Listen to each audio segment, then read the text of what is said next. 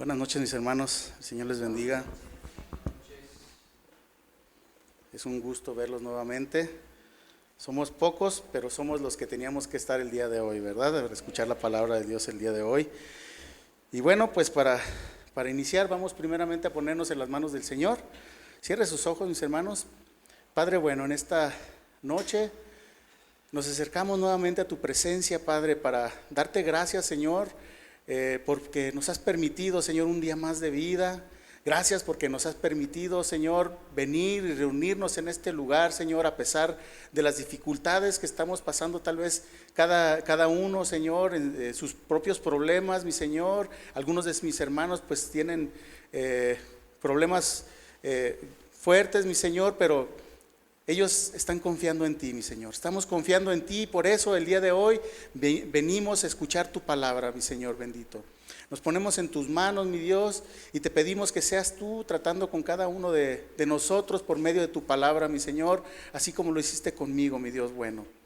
Gracias, Señor, por tu palabra, en el nombre de tu Hijo amado Jesucristo. Amén. Bueno, pues el Señor puso en mi corazón a este tema. Se llama Las incomparables maravillas de nuestro Señor. Y vamos a leer el Salmo 40. Vamos a ir a leer el versículo 5 nada más, en la Nueva Traducción Viviente. Salmo 45. Dice la palabra de Dios: Oh Señor mi Dios, has realizado muchas maravillas a nuestro favor. Son tantos tus planes para nosotros que resulta imposible enumerarlos. No hay nadie como tú. Si tratara de mencionar todas tus obras maravillosas, no terminaría jamás. El día de hoy, mis hermanos, vamos a hablar sobre algunas de estas maravillas de las que ha hecho nuestro Señor. Y quiero comenzar por definir la palabra maravilla. La palabra maravilla en el diccionario de la lengua española dice que es un suceso o una cosa extraordinaria que causan admiración. Y la palabra maravilla, aquí en esta cita, se tradujo del griego palá, con acento en la A, y quiere decir ser grande, quiere decir ser maravilloso. También quiere decir hacer maravilla, o hacer milagro, o hacer cosa portentosa. Y vamos a ver algunas maravillas que nuestro Señor ha hecho, ¿verdad? No vamos a verlas todas, porque pues aquí incluso el mismo Salmo dice, ¿verdad?, que nombrarlas todas, pues no terminaríamos jamás, ¿verdad? Pero bueno, vamos a ver una de las grandes maravillas, que fue la liberación del pueblo de Israel de la esclavitud de Egipto. Y vemos que después de 430 años de esclavitud, el Señor liberó, ¿verdad?, al pueblo de Israel de la esclavitud de Egipto por medio de su siervo Moisés. Y vamos a leer Éxodo 12, 40. Casi todos los versículos que traigo los vamos a leer en la traducción viviente. Éxodo 12, 40. Dice la palabra del Señor: el pueblo de Israel había vivido 430 años en Egipto. De hecho, fue precisamente el día en que se cumplían los 430 años que toda esa gran multitud del Señor salió de Egipto. Si recordamos la historia, mis hermanos, podemos ver que el Señor endureció el corazón de Faraón, ¿verdad?, para mostrar su gran poder, y que el pueblo de Egipto pues reconocieran que Él era Dios, ¿verdad? Vamos a leer Éxodo 7:3 hasta el versículo 5. Éxodo 7:3 hasta el 5. Seguimos, traducción viviente.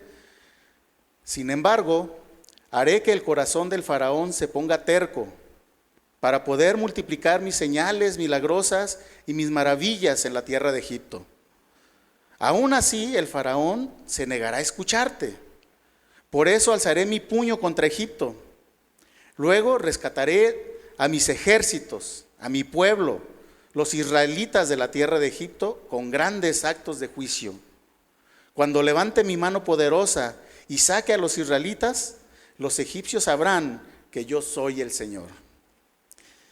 Aquí donde dice que endurecerá el corazón de Faraón, se refiere a que como Dios es omnisciente, es decir, Él conoce el pasado, el presente y el futuro, ¿verdad? Él ya sabía que Faraón no se iba a arrepentir. Por ese motivo, endureció el corazón de Faraón para mostrar la grandeza de su poder, ¿verdad? Tanto al pueblo de Egipto como a su pueblo, al pueblo de Israel, ¿verdad? Y esto con la finalidad de que el pueblo de Israel se fortaleciera en fe. Entonces, vemos que el Señor envía las plagas, ¿verdad? Manda una tras la otra, y a pesar de ver Faraón ver la grandeza del poder de Dios, él seguía necio en no querer dejar salir al pueblo de Israel. Y que a pesar de todas esas manifestaciones del poder de Dios, el Faraón seguía con el corazón endurecido y no daba su brazo a torcer, ¿verdad? Ya que los hechiceros de Faraón pues pudieron replicar las primeras dos plagas que envió el Señor, si lo recuerdan. Pero cuando trataron de replicar la tercera plaga, no pudieron. Y entonces ellos reconocieron que eso era obra de Dios. Pero Faraón seguía con el corazón endurecido, a pesar de todas esas maravillas, ¿verdad? A pesar de que incluso los hechiceros decían, ellos mismos admitieron que era poder de Dios, ¿verdad? De lo que el que estaba generando estas plagas. Y así continuó con las siguientes 6 plagas.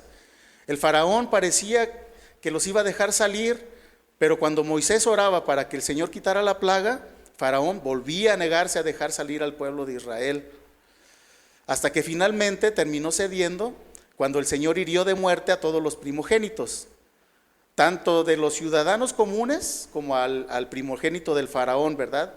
Incluso a los primeros animales, a las crías de todos los animales. Pero lo más sorprendente es que ninguna de esas plagas que el Señor envió tocó al pueblo de Israel, ¿verdad? Solamente a Egipto fue a donde el Señor enviaba las plagas. Vamos a leer Éxodo 12, 29.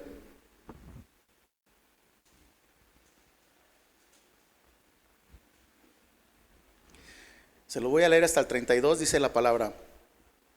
Esa medianoche el Señor hirió de muerte a todos los primogénitos varones, hijos varones de la tierra de Egipto, desde el hijo mayor de Faraón, el que se sentaba en su trono, hasta el hijo mayor del preso del calabozo. Incluso mató a las primeras crías de todos los animales.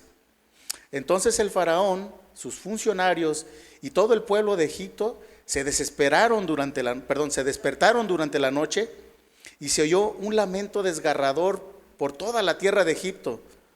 No había ni una sola no había ninguna sola casa donde alguien no hubiera muerto. Esa noche el Faraón mandó llamar a Moisés y a Aarón y les dijo a gritos: lárguense, váyanse, dejen en paz a mi pueblo, les ordenó, y llévense a todos los demás israelitas con ustedes. Vayan y adoren al Señor como han pedido. Lleven sus rebaños y sus manadas, así como dijeron, y márchense ya. Váyanse, pero bendíganme al salir. Nada tonto, ¿verdad? Y vemos que solo entonces Faraón permitió que el pueblo de Israel saliera de Egipto, ¿verdad? Después de que el Señor pues llegó al grado pues de matar a los primogénitos de Egipto. Era tan duro su corazón que solo así atendió a la voz de Dios. Y así también hay personas que por más que el Señor les habla de una manera y de otra manera, no ceden al llamado del Señor, hasta que se ven hundidos hasta el cuello y ven que no pueden más, ¿verdad? Y es entonces cuando voltean a buscar el rostro del Señor. Pero una vez que se ven a salvo y resuelven sus problemas, vuelven nuevamente a su necedad. Y bueno, volviendo al tema, cuando Faraón finalmente los dejó salir, fíjese un detalle: Dios no guió al pueblo de Israel por el camino más corto, ya que dice la palabra de Dios que si se hubieran ido por el camino más corto, habrían tenido que pasar por la tierra de los filisteos. Y el Señor sabía que el pueblo de Israel pues se iba a arrepentir de haber salido de Egipto, ¿verdad? Si hubieran tenido que enfrentar una batalla en ese momento, ya que pues en ellos no había fe todavía. Y vamos a leer Éxodo 13, 17. Éxodo 13, 17 dice la palabra: cuando por fin el faraón dejó salir a los israelitas, Dios no los guió por el camino principal que atraviesa el territorio de los filisteos. Aunque esa era la ruta más corta a la tierra prometida, Dios dijo, si los israelitas llegan a enfrentar una batalla, podrían cambiar de parecer y regresar a Egipto.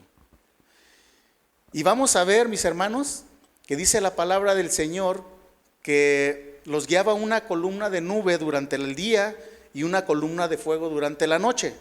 Vamos a leer Éxodo 13, 21, un poquito más adelantito. Se los voy a leer hasta el 22.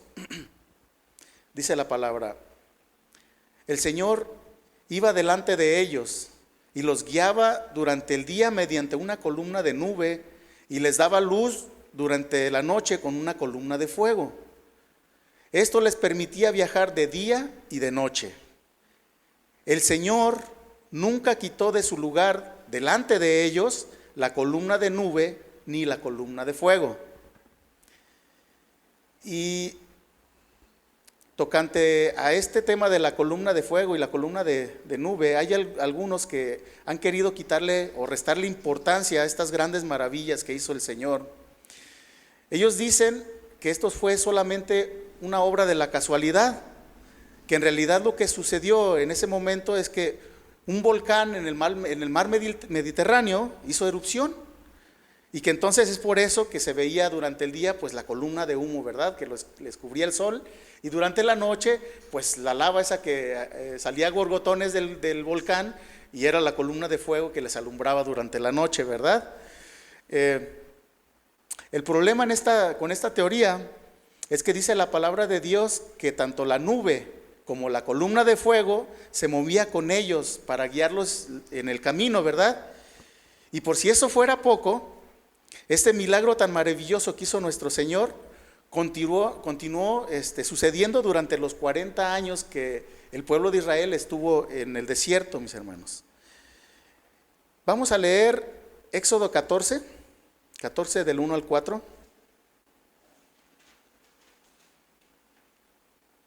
Éxodo 14 del 1 al 4. Y aquí nos lo vamos a aventar todito, pero ahorita vamos a leerle nada más del 1 al 4. Dice la palabra: entonces el Señor le dio a Moisés las siguientes instrucciones: ordénales a los israelitas que den la vuelta y acampen cerca de Pijahirot, entre Migdol y el mar, que acampen ahí a lo largo de la orilla, frente a Baal Zephón. Entonces el faraón pensará, los israelitas están confundidos, quedaron atrapados en el desierto. Y una vez más endureceré el corazón del faraón, y él saldrá a perseguirlos. Lo haré así para manifestar mi gloria por medio del faraón y de todo su ejército. Después los egipcios sabrán que yo soy el Señor. Así que los israelitas acamparon donde se les dijo, ¿verdad? Y fíjese que dice el Señor que acamparan en medio del Migdol y el mar frente a Baal Zephón. Traje una imagen, nada más para ubicarnos un poquito en el mapa. Ellos acamparon aquí, en este lugar, aquí. Aquí está Etam, y este es el Baal. Ese. Aquí acamparon ellos. Ellos venían de acá, de Gosén. La ruta más directa era esta para llegar a Jerusalén. Pero aquí estaban los filisteos. En esta área era la tierra de los filisteos. Entonces tenían que haber peleado contra ellos y pues iban a rajar en ese momento, ¿verdad? Entonces pues se vinieron caminando hasta acá. Bien. Aquí, fíjese, como si fuera una película de suspenso, donde vemos al protagonista que viene corriendo, ¿verdad? Y lo vienen persiguiendo, Y el protagonista de pronto rápido se sube a un carro y ay, híjole, no encuentra la llave. Ay, y lo vienen alcanzando. O trae la llave, pero le da y le da y le da y el carro no arranca. Más o menos así yo me imaginaba la historia, ¿verdad? Iba leyendo. Y aquí, me da risa, pero... Entonces el Señor les dijo, ¿verdad? De esa manera que acamparan y que esperaran a Faraón. Lo hizo también para que Faraón pensara que ya los tenía acorralados, ¿verdad? Y se fuera pues contra ellos, porque lo que el Señor quería pues era mostrar el poder, la grandeza de su poder al pueblo de Israel, ¿verdad? Y aquí el Señor estaba preparando pues todo el terreno para demostrar su poder y que el pueblo de Israel conociera la grandeza de su poder y sobre todo se fortalecieran en fe y aprendieran a confiar en Dios. Pero ellos estaban, ya saben, se la pasaban renegando. Decían que pues a poco no había suficientes tumbas en Egipto como para haberlos traído hasta el desierto, ¿verdad? Para que murieran allá.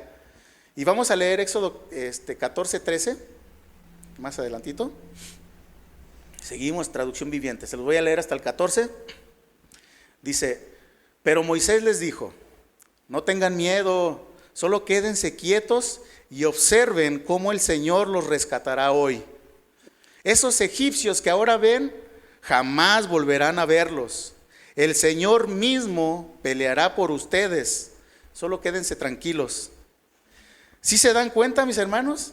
El Señor quería que el pueblo de Israel presenciara la grandeza de su poder para que aprendieran a confiar en Él. Y vamos a seguir leyendo en el versículo 15. Dice, luego el Señor le dijo a Moisés, ¿por qué clamas a mí? Dile al pueblo que se pongan en marcha. Toma tu vara y extiende la mano sobre el mar. Divide las aguas para que los israelitas puedan pasar por en medio del mar pisando tierra seca. Yo endureceré el corazón de los egipcios y se lanzarán contra los israelitas. La grandeza de mi gloria se manifestará por medio del faraón y de su ejército, sus carros de guerra y sus conductores. Cuando mi gloria se exhiba por medio de ellos, todo Egipto verá mi gloria y sabrán que yo soy el Señor. Y a continuación vamos a ver que tanto la columna de nube que veníamos hablando, como la que cubría, ¿verdad?, del sol durante el día, y la columna de fuego que los alumbraba durante la noche, no fueron obra de la casualidad, y mucho menos el resultado de una erupción en un volcán allá en medio del mar. En el siguiente versículo, en el 19, dice, entonces el ángel de Dios que iba frente al pueblo de Israel se trasladó hacia atrás del campamento. La columna de nube también se cambió de lugar y pasó a estar detrás de ellos. La nube se puso entre los egipcios y el campamento de los israelitas. Al atardecer, la nube se convirtió en fuego e iluminó la noche, pero los egipcios y los israelitas no se acercaron unos a otros en toda la noche. Es decir, que la nube de fuego se trasladó y se puso entre los dos, ¿verdad? No estaban cerca, pero digamos que los egipcios estaban, no sé, en Tezistán, y los israelitas estaban aquí, ¿no? Y la columna se puso entre los dos. Entonces, pero nunca se acercaron entre ellos. Ahí dice que en toda la noche. ¿Sí se dan cuenta? Entonces la nube de fuego cambió de lugar y se interpuso entre los egipcios y el campamento de los israelitas. ¿Ustedes creen que eso fue obra de la casualidad o el efecto de algún volcán haciendo erupción? Para nada, ¿verdad? Y vamos a seguir leyendo en el 21. Dice, luego Moisés extendió la mano sobre el mar y el Señor abrió un camino a través de las aguas mediante un fuerte viento oriental. El viento sopló durante toda la noche y transformó el lecho del mar en tierra seca. Según aquí algunos... esto también son efectos de la casualidad, ya que como ese volcán, ¿verdad?, que hizo erupción 3 días atrás, en medio del mar Mediterráneo. Según estas personas, pues fue tan fuerte la explosión que hizo cuando hizo erupción, ¿verdad?, que provocó un tsunami. Entonces, casualmente, cuando Moisés extendió su mano, ¿verdad?, en ese momento, pues el mar se estaba recogiendo por los efectos del tsunami, ¿verdad? Se estaba recogiendo el agua, se estaba recorriendo y estaba generándose supuestamente el tsunami en ese momento, ¿verdad? Pero vamos a seguir leyendo en el 22. Dice: entonces el pueblo de Israel cruzó por en medio del mar, caminando sobre tierra seca, con muros de agua a cada lado.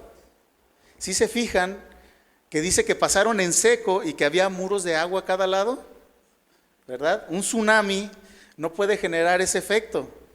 El tsunami pues hace un efecto de arrastre, ¿verdad?, hacia un solo lado. Pero aquí vemos que el agua estaba cortada simplemente, estaba cortada y había una pared por un lado y una pared por el otro lado. Es imposible que un tsunami pudiera causar ese efecto, ¿verdad? Y vamos a seguir leyendo en el 23. Entonces los egipcios, con todos los carros de guerras y sus conductores, y con los caballos del faraón, persiguieron a los israelitas hasta el medio del mar. Pero poco antes del amanecer, el Señor miró al ejército egipcio desde la columna de fuego y de nube y causó gran confusión en sus fuerzas de combate. Torció las ruedas de los carros para que les resultara difícil manejarlos. Salgamos de aquí, alejémonos de los israelitas, gritaban los egipcios. El Señor está luchando por ellos en contra de Egipto. Cuando todos los israelitas habían llegado al otro lado, el Señor le dijo a Moisés: extiende otra vez tu mano sobre el mar y las aguas volverán con fuerza y cubrirán a los egipcios y a los carros y a sus conductores. Entonces, cuando el sol comenzaba a salir, Moisés extendió su mano sobre el mar y las aguas volvieron con fuerza a su estado normal. Los egipcios trataron de escapar, pero el Señor los arrastró al mar. Enseguida, las aguas volvieron a su lugar y cubrieron todos los carros y a los conductores, el ejército completo del faraón. No sobrevivió ni uno de los egipcios que entró al mar para perseguir a los israelitas. En cambio, el pueblo de Israel caminó por en medio del mar sobre tierra seca, mientras las aguas permanecían levantadas como muros a ambos lados, dice ahí. Y aquí debo recalcar algo que al menos yo lo había pasado por alto muchas de las veces que había leído este pasaje. Yo creo que aquí pues todos hemos leído esta historia más de una vez, ¿verdad? Y tal vez no hemos dimensionado correctamente lo que sucedió allí. Y vamos a hacer el siguiente ejercicio. Vamos a imaginarnos, ¿verdad?, esta escena. Dice la palabra de Dios en el versículo 20 que al atardecer la nube se convirtió en fuego e iluminó la noche, ¿verdad? ¿A qué hora es cuando ya no hay suficiente luz de día y que es necesario encender las luces? Generalmente aquí en México, pues alrededor de las 8 de la noche, más o menos, ¿no? A esa hora ya no es suficiente luz y es necesario pues, prender las luces, ¿verdad? Vamos a suponer que eran las 8 de la noche en ese momento, ¿verdad? E inmediatamente en el versículo 21 dice que Moisés extendió su mano sobre el mar y fue cuando el Señor abrió camino a través de las aguas. Y fue en ese momento que comenzaron a cruzar, ¿verdad? Eran las 8 de la noche. En el capítulo 12, 37 de mismo Éxodo, nos dice cuántas personas eran las que salieron de Egipto. Vamos a leer Éxodo 12, 37. Se los voy a leer en el lenguaje actual hasta el 38. Éxodo 12, 37 al 38. Dice la palabra de Dios: los israelitas viajaron a pie desde el pueblo de Ramsés hasta el pueblo de Sucot. Eran como 600,000 varones, más las mujeres y los niños. Al salir se llevaron una gran cantidad de ovejas y vacas, y también salió con ellos muchísima gente de otros países. Bueno, dice que eran 600,000 varones, ¿verdad? Y vamos a suponer que mujeres pues eran una cantidad igual. Estamos hablando de 1.200.000. Y dice que más los niños. Y recuerden que en ese tiempo pues no se limitaban a tener niños, ¿verdad? Pero vamos a suponer que tenían de a dos cada pareja. Entonces estamos hablando de otro 1.200.000. También dice que además los ancianos, vamos a irnos cortos, vamos a suponer que eran otros 100.000 ancianos, ¿verdad? Para irnos cortos. Y además pues dice que gente de otros países. No dice cuántos, pero pues vamos a sumar los números que sí podemos calcular. Estamos hablando de que cruzaron alrededor de 2.500.000 personas, más los animales y los extranjeros. O sea, no eran como un grupito de nómadas ni nada, ¿verdad? Eran 2.500.000 personas, ni cuando llenaron el Zócalo llenaron tanta gente. Y dice en el versículo 27 del capítulo 4 de Éxodo, que cuando comenzaba a salir el sol, Moisés extendió su mano y las aguas volvieron con fuerza a su estado normal. ¿A qué hora es que comienza a salir el sol, mis hermanos? Aquí en México, como eso de las 6 de la mañana, ¿verdad? Entonces estamos hablando de que transcurrieron desde las 8 de la noche hasta las 6 de la mañana un total de 10 horas.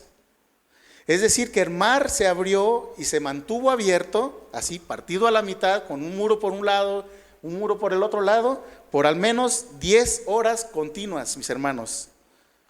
¿Usted cree que un tsunami puede causar ese efecto? Ahora bien, la distancia que hay entre donde comenzaron a cruzar hasta la orilla, donde cruzaron ahí en el mar, vamos a ver el mapita nada más para dimensionarlo un poquito.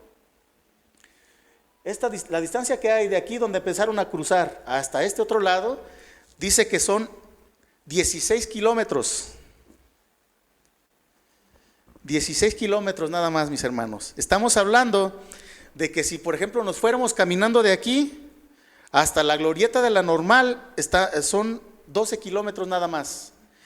Y de ahí nos fuéramos caminando en línea recta por toda la avenida Alcalde, hasta una avenida antes de llegar a la avenida Washington, son otros 4 kilómetros. Hasta allí se fueron caminando, mis hermanos. Esa fue la distancia que recorrieron a través de las aguas durante esas 10 horas aproximadamente. O sea, no fue un milagrito, fue un gran milagro, mis amados hermanos. Por eso son las maravillas que hizo nuestro Señor, ¿verdad? ¿Ustedes creen que fue obra de la casualidad que el mar estuviera abierto durante todo ese tiempo? Yo no sé mucho de probabilidades, pero estoy seguro de que las probabilidades pues son muy bajas, por no decir que son cero, ¿verdad? Y bueno, vamos a continuar leyendo en Éxodo 30 hasta el 31. Seguimos traducción viviente. Así es como el Señor, Éxodo 14:30 al 31. Dice la palabra: así es como el Señor aquel día rescató a Israel de la mano de los egipcios, y los israelitas vieron los cadáveres de los egipcios a la orilla del mar. Cuando el pueblo de Israel vio el gran poder que el Señor había desatado contra los egipcios, se llenaron de temor reverente delante de él. Entonces pusieron su fe en el Señor y en su siervo Moisés. Solo hasta entonces, mis hermanos, fue que tuvieron temor de Dios y tuvieron fe, ¿verdad?, en el Señor. Tenían que ver la mano poderosa de Dios rescatándolos, ¿verdad?, de una situación en la cual es humanamente imposible de salir, ¿verdad? Solo la mano poderosa de Dios podía haberlos rescatado de esa situación, porque si no hubiera abierto el mar, el Señor ahí los hubiera dejado acorralados, ¿verdad?, entre el mar y el desierto. Tal vez alguno piense que eso sucedió hace mucho tiempo y que en la actualidad pues eso ya no sucede. Mi hermano, el poder de Dios es ilimitado. A Él no se le termina nunca su gran poder, por eso Él es el Todopoderoso, ¿verdad? Lo que sucede es que en la actualidad no son necesarias este tipo de manifestaciones, ¿verdad? Ya que estas tenían un propósito en particular. En ese momento, pues el propósito era demostrar, ¿verdad?, el poder de Dios al pueblo de Israel. Y bueno, y darse a conocer a todas las demás naciones también, ¿verdad? Pero llegará el día en que el Señor mostrará nuevamente la grandeza de su poder delante de toda la humanidad, mis hermanos, cuando venga a juzgar al mundo, y entonces será allí cuando toda rodilla se doblará, reconociendo a Dios, aunque en ese momento pues ya va a ser demasiado tarde. Ahora bien, como dije, el poder de Dios es ilimitado, y en la actualidad aún se sigue manifestando, mis hermanos, pero no vemos ese tipo de manifestaciones del poder de Dios, porque el cristianismo de estos tiempos no se compara al cristianismo que vivían, por ejemplo, los cristianos del primer siglo. Ellos estaban dispuestos a entregar su vida por Cristo, mis hermanos. El cristiano de la actualidad se ha convertido en un cristianismo light, porque nos hemos mal acostumbrado a la comodidad, mis hermanos, ya que en estos momentos no estamos en peligro de muerte, ¿verdad? Como si lo estaba la iglesia primitiva. Pero en otros países donde hay persecución y donde el cristiano sí corre peligro de muerte, como por ejemplo en China, el poder de Dios se manifiesta de la misma manera que como lo hacía en los tiempos de la iglesia primitiva, mis hermanos. Pero así como el Señor rescató al pueblo de Israel, de la misma manera el Señor nos ha rescatado a nosotros, mis hermanos, de nuestra antigua manera de vivir. Muchos estábamos hundidos en nuestros delitos y pecados, que para nosotros era imposible salir de ahí, mis hermanos. Porque dice la palabra de Dios que estábamos muertos en nuestros delitos y pecados, y un muerto no puede reaccionar, ¿verdad? Pero el Señor nos trajo, dice la palabra, de muerte a vida, ¿verdad? De una manera espectacular. Y para afirmarnos en la fe, nos ha mostrado la grandeza de su poder, mis hermanos, ayudándonos a dejar aquellas cosas que para nosotros era imposible dejar, mis hermanos. Y yo estoy seguro que si le pregunto aquí a cada uno de ustedes, cada uno me puede decir o me puede dar un testimonio de las maravillas que el Señor ha hecho en sus vidas. Mire, cuando yo comenzaba en los caminos del Señor, tenía un vicio, ahorita me da vergüenza, pero bueno, ese era pues mi vicio, ¿verdad? Tenía un vicio que para mí era imposible de dejar, era el cigarro. Durante varios años estuve probando diferentes métodos para poder quitar de mí ese vicio, pero por más que lo intentaba, siempre volvía a recaer, mis hermanos. Lo dejaba 1 o 2 días, tal vez 3, y ya después estaba otra vez con el cigarro en la mano, ¿verdad? Usé parches de nicotina para dejar de fumar, y a pesar de los parches, seguía fumando. Llegó el día que traía puesto el parche en una mano y el cigarro en la otra mano, mis hermanos. Se escucha cómico, pero para mí era algo desesperante, mis hermanos. Yo de verdad quería dejar de fumar, pero para mí era algo imposible. Al menos en mis fuerzas, mis hermanos, era imposible. Y recuerdo esa ocasión como si hubiera sido hoy mismo. Recuerdo que nos acostamos a dormir y yo acostado me humillé delante del Señor, ¿verdad? Y le pedí en oración que me ayudara. Le dije que pues yo ya había probado todos los métodos humanamente posibles para poder dejar de fumar, pero que todo había sido en vano, mis hermanos. Le dije que definitivamente yo no podía. Le pedí que me quitara ese vicio, ¿verdad? Que en ese punto ya se me hacía desagradable. Era tan fuerte el vicio que había ocasiones en que sacaba un cigarro para prenderlo y resulta que ya traía otro prendido. En fin, esa noche, honestamente no sé cuánto tiempo me quedé orando. Lo único que recuerdo, ¿verdad?, es que me quedé dormido así, en medio de la oración. Y al día siguiente desperté. Y fíjese, mi rutina de todos los días era que al despertarme, pues mi esposa me preparaba un cafecito y me lo llevaba. Y mientras me tomaba mi cafecito, pues me prendía un cigarrito y me lo fumaba, ¿verdad? y pues mientras me preparaba para salir a abrir mi negocio. Ese día, mis hermanos, desperté pues igual como de costumbre. Mi esposa me trajo mi cafecito y pues yo me empecé a tomar mi café. Pero entonces ella vio que yo no encendía ningún cigarro y me preguntó que si se me habían terminado. A lo que le dije, no, lo que pasa es que pues ya no voy a fumar. Incluso le mostré la cajetilla que todavía tenía prácticamente nueva, que estaba en el cajón de la mesita de noche. Se la mostré.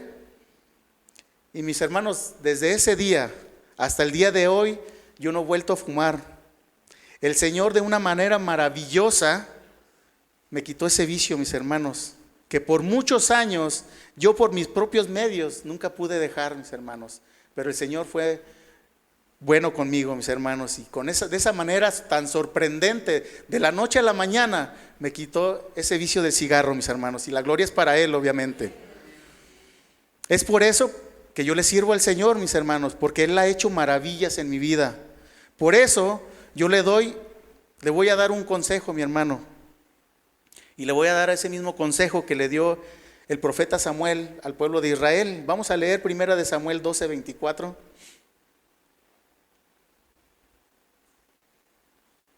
Primera de Samuel 12:24.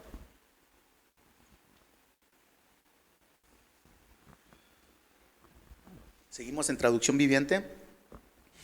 Dice la palabra: por su parte, asegúrense de temer al Señor y de servirlo fielmente. Piensen en todas las cosas maravillosas que Él ha hecho por ustedes. El Señor, mis hermanos, ha hecho grandes maravillas en la vida de cada uno de nosotros, mis hermanos. Pero muchas de las veces somos tan mal agradecidos que nos olvidamos de todo lo que Él ha hecho en nuestras vidas. Y tan pronto nos vemos envueltos en algún problema o nos la pasamos renegando, ¿verdad?, contra Dios, como lo hacía el pueblo de Israel, y reclamándole que Él no ha hecho nada por nosotros. Porque muchos piensan solo en las cosas materiales y piden y pues no obtienen las cosas que desean, ¿verdad? No obtienen las cosas que ellos quisieran. Pero mi hermano, déjeme le digo que el Señor ha hecho todo por cada uno de nosotros. Y vamos a ver la más grande de las maravillas que hizo nuestro Señor Jesucristo. Y esta es la obra de redención. Veamos lo que ha hecho el Señor por ti, por mí, mi hermano, por cada uno de nosotros. El Señor, fíjese, entregó su vida para que nosotros pudiéramos tener paz para con Dios. Y nos ha hecho coherederos con Cristo, mi hermano. Veamos cómo lo explica el apóstol Pablo en el libro de los Romanos. Esta cita la vimos este domingo pasado. Romanos 3:23 hasta el 26. Yo se lo voy a leer en traducción viviente. Romanos 3:23 al 26. Dice la palabra del Señor: todos hemos pecado y por eso estamos lejos de Dios. Pero Él nos ama mucho y nos declara inocentes sin pedirnos nada a cambio. Por medio de Jesús nos ha librado del castigo que merecían nuestros pecados. Dios envió a Jesucristo para morir por nosotros. Si confiamos en que Jesús murió por nosotros, Dios nos perdonará. Con esto, Dios demuestra que es justo y que gracias a su paciencia, ahora nos perdona todo lo malo que antes hicimos. Él es justo y solo acepta a los que confían en Jesús. Dice que Jesús murió por nosotros, ¿verdad? Pero no es tan simple. Veamos lo que dice el profeta Isaías acerca de su muerte, mis hermanos. Esta cita también la vimos el domingo, pero ya todos nos la conocemos. Isaías 53:5.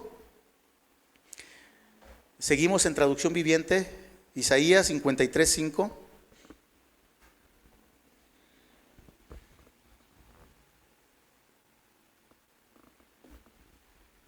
Dice la palabra: pero Él, Jesús, fue traspasado por nuestras rebeliones y aplastado por nuestros pecados. Fue golpeado para que nosotros estuviéramos en paz. fue azotado para que pudiéramos ser sanados. Por causa de nuestros pecados, dice que Cristo fue traspasado, fue aplastado, fue golpeado y azotado.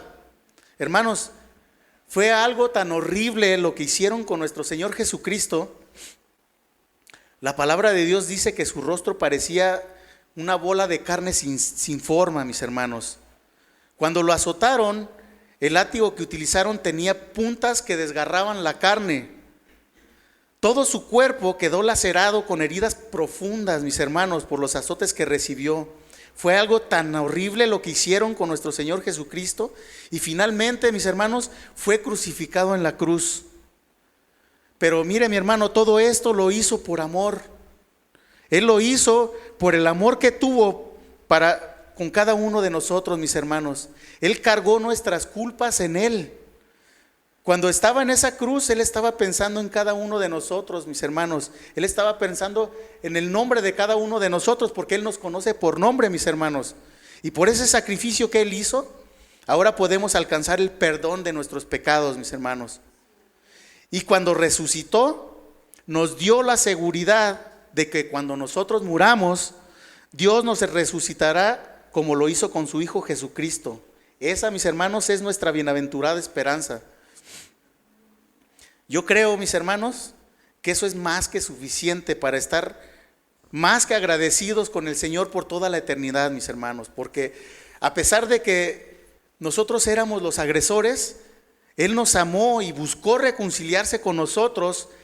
Dice en Hebreos 12:2 que Él es el autor y consumador de la fe, mis hermanos. El Señor ha hecho muchas maravillas. Son tantas que el tiempo no nos alcanzaría, ¿verdad?, para hablar de todas ellas. Pero la obra de redención es la más grande que ha hecho el Señor. No tenemos, mis hermanos, excusas para decir que Dios no ha hecho nada por nosotros. De hecho, mis hermanos, todo lo que el Señor ha hecho es para que nos afirmemos en la fe y dejemos de estar como niños fluctuantes, movidos por cualquier viento de doctrina, mis hermanos. Debemos definirnos, mis amados hermanos. Recuerden que el pueblo de Israel quedó postrado en el desierto porque a pesar de todas las maravillas que presenciaron, seguían sin creerle a Dios. Fueron desobedientes e incrédulos, mis hermanos. Y por ese motivo, ellos no lograron cruzar a la tierra prometida y quedaron postrados en el desierto, mi hermano. Que no le pase eso. Nosotros ahora tenemos menos excusas que ellos, porque el Señor nos ha dado de su espíritu, mis hermanos. De modo que nosotros tenemos la conciencia que nos ayuda alertándonos cuando estamos haciendo mal. Pero además tenemos la ayuda y la guía del Espíritu Santo de Dios. Así que no tenemos excusas delante de Dios. Por el contrario, es para que estuviéramos completamente entregados a Él, mis hermanos, buscando la manera de complacerlo, ¿verdad? Hay personas que se desviven por hacer sentir a sus padres orgullosos de ellos, ¿verdad? Y eso está bien, yo no digo que esté mal. De hecho, eso es uno de los mandamientos que tiene promesa. Pero así como estas personas que se desviven por hacer sentir a sus padres orgullosos, deberíamos de ser nosotros, mis hermanos, buscando la manera de hacer sentir orgulloso a Dios con nuestra obediencia, entregándonos completamente a Él, mi hermano. Y déjeme terminar leyendo nuevamente el versículo que leímos al principio, Salmo 45. Dice la palabra: oh Señor mi Dios, es que ahora va a tomar más sentido. Has realizado muchas maravillas a nuestro favor. Son tantos tus planes para nosotros que resulta imposible enumerarlos. No hay nadie como tú, mi Dios. Si tratara de mencionar todas tus obras maravillosas, no terminaría jamás. ¿No le da un aplauso al Señor? Amén. Oremos. Gracias, Padre, te damos por tu palabra, mi Señor. Gracias porque hoy aprendimos un poco más de ti, mi Señor, a conocerte un poquito más, Señor. Son tantas las obras tan maravillosas que tú has hecho, mi Señor, en la vida de cada uno de nosotros, mi Señor, que cómo podríamos pasar por alto eso, mi Señor amado. Hoy aprendimos, mi Señor, que debemos confiar más en ti, mi Señor, porque tú has hecho todo por cada uno de nosotros, Padre. Tú entregaste tu vida, mi Señor. Fue un alto precio el que pagaste por cada uno de nosotros, mi Dios bueno. Tú mereces, mi Señor, que cada uno de nosotros te demos la gloria y la honra, mi Señor, por toda la vida, mi Señor, y toda la eternidad, mi Dios bueno. Padre, ayúdanos, mi Señor, si todavía no lo hemos hecho, a entrar en tu orden, mi Señor. Queremos, Señor, que nuestra vida sea alabanza y gloria para tu santo nombre, mi Dios bueno. Señor, que tú te manifiestes a través de nuestras vidas, mi Señor, y hacerte sentir orgulloso con nuestra obediencia, mi Señor, obedeciendo tus mandamientos cada día, mi Señor, y haciendo tu voluntad, mi Dios bueno. Buscando, Señor, siempre hacer tu voluntad y llenarnos, mi Señor, de tu Santo Espíritu, Padre. Gracias, mi Señor, porque no hay nadie en el universo como tú, Padre. Te damos la gloria y la honra, mi Dios todopoderoso. Gracias, Señor, Rey de reyes y Señor de señores. Amén. Dios les bendiga, mis amados hermanos.